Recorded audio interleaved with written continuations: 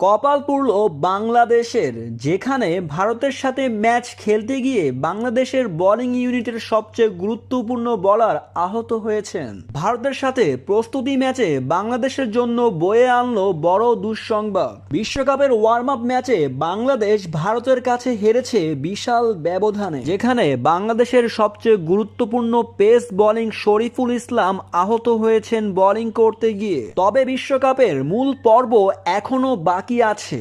এর আগেই শরীফুল ইসলামের ইনজুরি তাকে বিশ্বকাপের প্রথম ম্যাচ খেলতে বাধা দিবে, যেটা বাংলাদেশের জন্য বাজে খবর।